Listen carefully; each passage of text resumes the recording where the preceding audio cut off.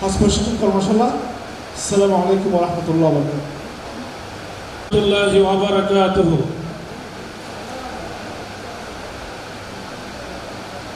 আশা করব আপনারা আল্লাহর রহমতে সবাই আল্লাহর মেহমান, সম্মানিত ব্যক্তিত্ব এবং একজন মুজাহিদ হতে হবে। জিহাদের জন্য প্রস্তুতি নিচ্ছেন। হজ হচ্ছে নামাজ আপনাকে আদায় করলে হয়, এমন কষ্ট নাই, কিন্তু হজ করতে গেলে কষ্ট আছে, অর্থ আছে, শারীরিক কায়িক খরচ সবগুলি আছে। একজন মুজাহিদ হিসেবে প্রস্তুতি নিতে হবে। আমাদের আওয়াজ, আমাদের শক্তি ইনশাআল্লাহ বুলন্দ হবে সর্বক্ষেত্রে। তালবিয়ার ক্ষেত্রে তো একেবারে উৎসাহ আছে পুরুষরা, এই জন্য আমি সালামের উত্তরটাও তালবিয়ার মতো উৎসাহ চাই। আসসালামু আলাইকুম ওয়া রাহমাতুল্লাহি ওয়া বারাকাতুহু। বিসমিল্লাহি ওয়াসসালাতু ওয়াসসালামু আলা রাসূলিল্লাহ, আম্মা বা'দ। فأعوذ بالله من الشيطان الرجيم. بسم الله الرحمن الرحيم. وما أرسلنا من رسول إلا ليطاع بإذن الله ولو أنهم إذ ظلموا أنفسهم جاءوك فاستغفروا الله واستغفر لهم الرسول لوجدوا الله توابا رحيما. صدق الله العظيم. وعن ابن عمر رضي الله تعالى عنهما عن النبي صلى الله عليه وسلم قال: صلاة في مسجد هذا أفضل من ألف صلاة فيما سواه إلا المسجد الحرام أو كما قال عليه الصلاة والسلام. আল-কিবলা হজ কাফেলা কর্তৃক আয়োজিত দুয়ুফুর রহমান হুজ্জাজ বাইতুল্লাহিল হারামদের সঠিক পদ্ধতিতে সুন্নাহ পদ্ধতি নবীর দিক নির্দেশনা মোতাবেক হজ সম্পাদনের চূড়ান্ত প্রশিক্ষণ কর্মশালার সম্মানিত সভাপতি, এই প্রতিষ্ঠানের সম্মানিত মুনাজ্জিম, আমার সম্মানিত বন্ধুবর জনাব আলহাজ হাফেজ মৌলানা নিজামুদ্দিন হাফিজাহুল্লাহ, এবং ওনার বড় ভাই আমাদের সবার সম্মানিত মুরব্বী এবং মাদ্রাসার পরিচালক মৌলানা মহিউদ্দিন হেলালি সাহেব সহ উপস্থিত ওলামায়ে কেরাম, আমার বড় ভাই রফিক সাহেব সহ আল্লাহর ঘরে আগত মেহমান বিন আমরা সবাই আল্লাহর দরবারে শুকর গুজার করি যে আল্লাহ তাআলা আমাদেরকে আল্লাহর ঘরের মেহমান নবীর রওজা যাত্রীদের, জিয়ারতকারীদের দলে এই সুন্দর মজলিসে সমবেত হওয়ার তৌফিক দিয়েছেন, সুযোগ দিয়েছেন। সেজন্য আল্লাহর দরবারে শুকর গুজার করছি। আমরা পড়ছি আলহামদুলিল্লাহ। দরুদ ও সালাম প্রেরণ করছি সাইয়্যিদুল মুরসালিন রাহমাতুল আলামিন মুহাম্মদুর রাসূলুল্লাহ সাল্লাল্লাহু তাআলা আলাইহি ওয়াসাল্লামের প্রতি। মূলত যেই মদিনায় রাসূল আকরাম সাল্লাল্লাহু আলাইহি ওয়াসাল্লাম শুয়ে আছেন, সেই মদিনার ফজিলত নিয়ে আলোচনার জন্য আমাকে নির্দেশ করেছেন। আমি আদিষ্ট বিষয় নিয়ে আলোচনা করবো ইনশাআল্লাহ তাআলা অল্প সময়ের ভিতরে। যেহেতু আপনারা আল্লাহর ঘরের মেহমান, আল্লাহর ঘরের হজ সম্পাদন করে প্রত্যেকটি ঈমানদার মুমিনের মনে তামান্না থাকে এবং যাওয়ার জন্য উদ্গ্রীব হয়ে থাকে যে সবচেয়ে গুম্বদের নিচে শুয়ে আছেন বিশ্বনবী মুহাম্মদুর রাসূলুল্লাহ সাল্লাল্লাহু আলাইহি ওয়াসাল্লামের রওজা জিয়ারতের। এই মদিনা মুনাওয়ারার ফজিলত এবং রওজা আকদাস জিয়ারতের ফজিলত এবং আদব সম্পর্কে অল্প সময়ে কয়েকটি কথা আলোচনা করব। মুআল্লিম বিন আপনাদের ইতিপূর্বে বলেছেন, আপনারা শিক্ষিত মানুষ জানেন, আরও জেনে নেবেন ইনশাআল্লাহ তাআলা। আল্লাহ রাব্বুল আলামিন কোরআনে কারীমের মাধ্যমে মদিনার শ্রেষ্ঠত্ব ঘোষণা করেছেন। বিশ্বনবী মুহাম্মদ রাসূলুল্লাহ সাল্লাল্লাহু আলাইহি ওয়াসাল্লাম মদিনার শ্রেষ্ঠত্ব ফজিলতের কথা ঘোষণা করেছেন। এবং মদিনা এত সম্মানিত, এত প্রিয় কেন? কারণ সেখানে আমাদের সবচেয়ে প্রিয়জন, আপনজন, হৃদয়ের স্পন্দন, আমাদের হৃদয় বিশ্বনবী রাহমাতুল আলামিন সেখানে শুয়ে আছেন। যে ভূখণ্ডটা আল্লাহ নবীকে, সাহাবায়ে কেরামদেরকে ধারণ করে আছেন, সেই ভূখণ্ডটাই আমাদের জন্য অবশ্যই শ্রেষ্ঠত্বের দাবিদার রাখে। এই মদিনা মুনাওয়ারার ফজিলতের দিকে যদি আমরা সংক্ষেপে বলতে চাই, আল্লাহ রাসূল সাল্লাল্লাহু আলাইহি ওয়াসাল্লাম, আল্লাহ নবী সাল্লাল্লাহু আলাইহি ওয়াসাল্লাম মদিনায় গিয়ে আবার যখন ফতে মক্কাতে আসলেন, মক্কা বিজয় করলেন, মক্কা বিজয়ের পরে মক্কাবাসীরা চিন্তা করলেন আল্লাহ নবী তো আবার মদিনায় চলে যাবেন, হ্যাঁ আমাদেরকে ছেড়ে চলে যাবেন। মদিনাবাসীরা চিন্তা করলেন যে না, এখন তো আর রাসূল সাল্লাল্লাহু আলাইহি ওয়াসাল্লাম তার পৈতৃক সম্পদ বা মক্কা তার করায়ত্ত হয়েছে, মদিনায় আর আসবে না, হয়তো আমাদের কাছে আর আসবে না। আল্লাহ নবী সাল্লাল্লাহু আলাইহি ওয়াসাল্লাম বললেন না, দুঃখের সময়ে হিজরত করে যেই জায়গায় আমি ছিলাম সেই জায়গাতে আমি থাকবো এবং হাদিস প্রমাণ করে রাহমাতুল আলামিন এখানে যেখানে শুয়ে আছেন সেখানে আবু বকর সহ ওমর রাদিয়াল্লাহু তাআলা আনহু সহ কিয়ামতের ময়দানে সেখান থেকেই দুইজনকে নিয়ে আল্লাহ তাআলা কিয়ামতের ময়দানে সর্বপ্রথম উঠবেন। সুবহানাল্লাহ। এই মদিনা আল্লাহ রাসূল সাল্লাল্লাহু আলাইহি ওয়াসাল্লাম ঘোষণা করেছেন, নবী করিম সাল্লাল্লাহু আলাইহি ওয়াসাল্লাম বলেন, পৃথিবীর বুকে ইসলামের বিকাশ প্রসার প্রসার চতুর্দিকে যাবে। যখন আমরা এখন দেখতেছি বিশ্বনবী সাল্লাল্লাহু আলাইহি ওয়াসাল্লামের রিসালাতের নবুয়তের সেই দাওয়াত এমন কোনো জায়গা নাই যেখানে মুহাম্মদ সাল্লাল্লাহু আলাইহি ওয়াসাল্লামের নাম পৌঁছে নাই, ইসলাম পৌঁছে নাই। গ্রহণ করুক আর না করুক সবাই আল্লাহ রাসূলকে জানে এবং ইসলাম সম্পর্কে জানে। কিয়ামতের আগে আল্লাহ নবী সাল্লাল্লাহু আলাইহি ওয়াসাল্লাম বলেন, মদিনা যেমন করে মদিনার থেকে ইসলাম যেভাবে প্রসারিত হয়েছে তেমনি ভাবে রাসূল বলেন, ইন্নাল ঈমান লা ইয়ারিজু ইলাল মদিনা কামা তারিজুল হাইয়াত ইলা হুজরিহা। ঈমান মদিনা থেকে যেমন চতুর্দিকে বিকশিত হয়েছে, একটা সাপের সাথে সাদৃশ্যতা দিয়েছেন তিনি। সাপ যেমন গর্ত থেকে বের হয়ে চতুর্দিকে বিচরণ করে আবার তার গর্তে ফিরে আসে, তেমনি ভাবে ঈমানটা পৃথিবীর বুকে ছড়িয়ে গিয়ে আবার আস্তে আস্তে চতুর্দিক থেকে ফিরে এসে মদিনায় আশ্রয় নেবে। সুবহানাল্লাহ। তার মানে কিয়ামতের আগে শুধুমাত্র মদিনার ভিতরে ইমানদার থাকবে, পৃথিবীর বুকে আর যারা থাকবে এমনি নামদারি হতে পারে। আমাদের বর্তমান সেই সিচুয়েশন যেটা শুরু হয়ে গেছে, আমরা এমনি আমি ইমানদার কিন্তু অন্তরে আমলের দিকে, কার্যকরের ব্যবসার দিকে দেখেন, বিয়ের সাথে দেখেন, বিভিন্ন কার্যাবলীর মধ্যে আমাদের ইমানের যে দাবি সেটা আমরা কিন্তু আসলে হারিয়ে বসতেছি। এই জন্য ইমান আস্তে আস্তে মদিনার দিকে চলে যাবে, এটা হলো, এবং ইমানদারদের গাঁটি হবে মদিনাকে আমাদের আগেও। আল্লাহ রাসূল সাল্লাল্লাহু আলাইহি ওয়াসাল্লাম এই মদিনাকে এমনভাবে জীবন প্রাণ মদিনাবাসীকে আনসারদেরকে ভালোবাসছিলেন। হযরতে ওমর ইবনুল খাত্তাব রাদিয়াল্লাহু তাআলা আনহু বারবার দোয়া করতেন, মাবুদের কাছে ফরিয়াদ করতেন। ওমর রাদিয়াল্লাহু তাআলা ফরিয়াদ আল্লাহ তাআলা কবুল করেছেন। তিনি দোয়া করতেন, আল্লাহুম্মা রযুকনি শাহাদাতান ফি সাবিলিক ওয়াজআল মাউতি ফি বালাদি রাসূলিক। আয় আল্লাহ, আমাকে তোমার রাস্তায় জিহাদ করতে করতে শহীদ হিসেবে কবুল করে নাও এবং তোমার নবীর দেশে, তোমার নবীর শহরে, তার মানে মদিনায় আমার মউতটা করিও। সুবহানাল্লাহ। আল্লাহ নবীর এই সাহাবীর দোয়া আল্লাহ কবুল করেছেন।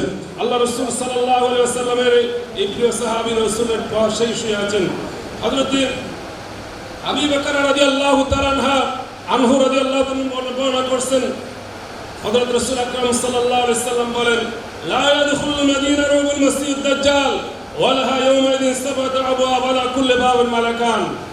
কিয়ামতের আগে দাজ্জাল যখন বের হবে, ফিতনা চতুর্দিকে ঈমান হরণ করার জন্য ফিতনা ছড়ায় পড়বে। কিন্তু আল্লাহর হাবিব ঘোষণা করেন, মদিনার ফজিলত হলো এমন, মদিনার মর্যাদা এমন যে সেই সময়ে মদিনার চতুর্দিকে 7টা গেট থাকবে। 7টির মধ্যে প্রত্যেকটি গেটে আল্লাহ তাআলা 2 জন করে ফেরেশতা নিয়োগ করে দিবেন এবং এই ফেরেশতারা দাজ্জাল প্রতিহত করবে, মদিনায় ঢুকতে পারবে না। সুবহানাল্লাহ। কেমন মদিনার ফজিলত মর্যাদা! আল্লাহ রাসূল সাল্লাল্লাহু আলাইহি ওয়াসাল্লাম এই মদিনার জন্য দোয়া করেছিলেন, বরকতের জন্য দোয়া করেছিলেন। তিনি বলেন, যেভাবে ইব্রাহিম আলাইহিস সালাম মক্কার জন্য দোয়া করেছেন, হে আল্লাহ, আমি মদিনার জন্য দ্বিগুণ হারে বরকত রহমতের জন্য তোমার কাছে ফরিয়াদ করছি। এই জন্য দেখবেন মদিনার শান্তি, মদিনার রহমত, বরকত, মদিনার প্রশান্তি আলাদা। মদিনার প্রশান্তি আলাদা। মদিনার জন্য মানুষ পাগল। মদিনা যখন ছেড়ে সরে আসে দেখবেন কি অনুভূতি হাদিসে আমরা কলিজাটা যেন ছিঁড়ে যায়, আপনজন যেন হারিয়ে আসতেছি, এইরকম অনুভূতি শুধুমাত্র আল্লাহ নবীর সাথে মুহাব্বত থাকার কারণে। ভাইরা, আল্লাহ নবী সাল্লাল্লাহু আলাইহি ওয়াসাল্লাম এই মদিনাকে হারাম সম্মানিত ঘোষণা করেছেন, যেমন মক্কাকে আল্লাহ রাসূলের হযরত ইব্রাহিম আলাইহিস সালাম সম্মানিত ঘোষণা করেছিলেন। আমার ভাইরা, মদিনায় যারা যাবেন, আপনারা সবাই তো মদিনায় যাবেন, মদিনার কিছু সম্মান মর্যাদা আদব রক্ষা করে চলতে হবে। হযরত জাবের ইবনে আব্দুল্লাহ রাদিয়াল্লাহু তাআলা হাদিসটা বর্ণনা করেছেন। আমি সময় যেহেতু সংক্ষেপ, আল্লাহ রাসূল সাল্লাল্লাহু আলাইহি ওয়াসাল্লাম বলেন, ইব্রাহিম হারামা মক্কা। ইব্রাহিম আলাইহিস সালাম মক্কাকে সম্মানিত করে ঘোষণা করেছেন, ওয়াইন্নী হারামতুল মদিনা, আমি মদিনাকে সম্মানিত ঘোষণা করছি, সুতরাং তোমরা এখানে অনর্থক কোনো গাছের ডালা কাটবে না, সেখানে কাউকে হত্যা করার জন্য অস্ত্র বহন করবে না এবং সেখানে তোমরা শিকার করবে না। দেখুন, আল্লাহ নবী সাল্লাল্লাহু আলাইহি ওয়াসাল্লাম মদিনার পরিবেশকে রক্ষার জন্য, মদিনার সম্মান জানার জন্য বলেন, এবং সেখানে কোনো রকমের হাদিস মানি যে বেদাত রকম কোনো কাজ করবে না। আমাদের বিশেষ করে বাংলাদেশ, ভারত, পাকিস্তানের মানুষ যেদিকে যায় জিয়ারতের জন্য হাজী সাহেবদেরকে নিয়ে যাওয়া হয়, সেখানে অধিকাংশ এমন কাজ করে যেটা শরীয়ত গর্হিত বা বেদাত। আল্লাহ রাসূল এই জন্য বলেন যে মদিনার মধ্যে তোমরা এই কাজটা করবে না। ফামান আহদাসা ফি হাদাসান আও আওয়া মুহদিসান ফালাইহি লানাতুল্লাহি ওয়াল মালায়েকাতি ওয়ান নাস আজমাইন। এই আমার সম্মানিত মদিনার ভিতরে ঢুকে যদি কেউ বেদাত করে অথবা বেদাতকে আশ্রয় দেয়, আল্লাহ এবং তার আল্লাহর ফেরেশতারা, পৃথিবীর সব মানুষ, আল্লাহর ফেরেশতারাও তাকে লানত বর্ষণ করে। নাউযুবিল্লাহ। আমরা সাবধান থাকবো যেন আল্লাহ এবং ফেরেশতাদের লানত না আসে আমাদের জন্য। এবং লা ইয়াকবালুল্লাহু মিনহু ইয়াওমাল কিয়ামাহ সারফান ওয়ালা আদলা। ওই বেদাতি মদিনার ভিতরে নতুন কিছু আবিষ্কৃতকারী, ধর্মের নামে চালিয়ে দেন এই বেদাতি, এই মানুষগুলির কোনো ফরজ নফল কোনো ইবাদত কবুল হবে না। এই জন্য আমাদের সম্মানজনক অবস্থানে মদিনাতে নবীজির দেখানো পন্থায় সাহাবায়ে কেরামদের আদর্শ মধ্যে ইবাদত করতে হবে। আমরা দেখি আলহামদুলিল্লাহ আপনারা ভাগ্যবান, আল কিবলা হজ কাফেলা এমন একটা কাফেলা, আমি ওনার সাথে সম্পৃক্ত এই জন্য গেছি, জানি এই জন্য যে এখানে কোনো রকমের বেদাতের আশ্রয় দেওয়া হয় না। বিভিন্ন আমরা অনেক কাফেলাও দেখেছি, বদনামের জন্য নয়। বিশ্বাস করেন আল্লাহ তাআলা আমাদের সবাইকে মাফ করুন, আমি সেদিকে যাব না। এই কাফেলাটা হুবহু সুন্নাতের অনুসরণ করতে চেষ্টা করে। আপনারা ভাগ্যবান, সেভাবে মুআল্লিম সাহেবরা, আলেমরা যেভাবে গাইডলাইন দিয়ে সেভাবে আপনারা অনুসরণ করে ইনশাআল্লাহ সফল কাম হতে পারবেন। আল্লাহ কবুল করুন। সম্মানিত হাজিরিন, আল্লাহ রাসূলের এই মদিনা মুনাওয়ারার যদি আমরা ফজিলতের কথা, আদবের কথা বলতে চাই, সময় যেহেতু একদম সংক্ষেপ, আমি কথা বাড়াবো না। যেহেতু আমরা মদিনায় যাব, কিছু আমাদের নিয়ম পদ্ধতি আমি বলে দিতে চাই। মদিনায় আপনারা মক্কা শেষ করে মদিনায় যখন যাবেন, আল্লাহ রাসূলের রওজায় প্রথম যখন যাবেন মদিনা মসজিদে নববীতে, আল্লাহ রাসূল বলেন যে হাদিসটা আপনাদের সামনে পেশ করেছি, আব্দুল্লাহ ইবনে উমর রাদিয়াল্লাহু তাআলা হাদিসটা বর্ণনা করেছেন যে আমার এই মসজিদ, রাসূল বলেন আমার এই মসজিদ মানে মসজিদে নববী, এই মসজিদে যে নামাজ পড়বে অন্যান্য সচরাচর মসজিদ থেকে 1000 গুণ নামাজের সওয়াব বেশি পাবে। সুবহানাল্লাহ। তবে মসজিদে হারাম যেটা মক্কা শরীফ, সেটা তো 1 লক্ষ রাকাত, মক্কাতে 1 লক্ষ রাকাত মসজিদে বাইতুল্লাহিল হারাম।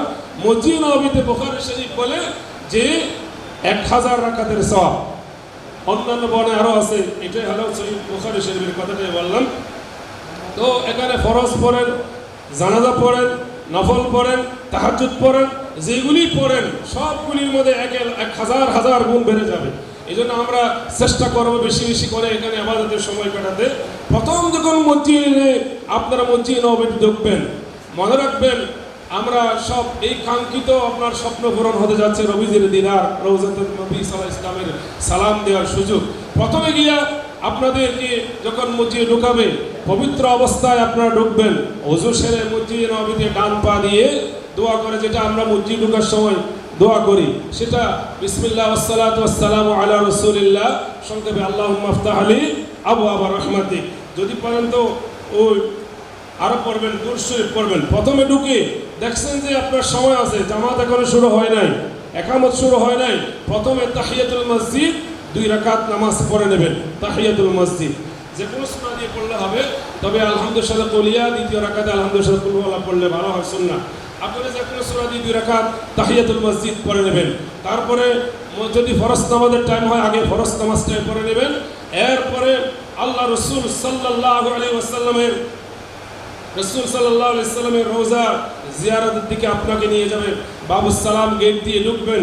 এই সময় আপনাকে যখন ঢুকাবেন, দেখবেন একটা রাসূলের মিম্বার থেকে রওজা থার পর্যন্ত, যেটা রাসূলের ঘর ছিল, সেখানে আল্লাহ রাসূল শুয়ে আছেন। এই জায়গাটা আল্লাহ রাসূল বলেন মা বাইনা বাইতি ওয়া মিম্বারি রাওজাতুম মির রিয়াজিল জান্নাহ ওয়া মিম্বারি আলা হাউজি।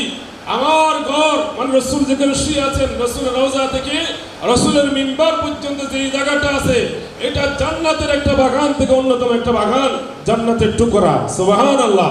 দুনিয়াতে জান্নাতের টুকরা।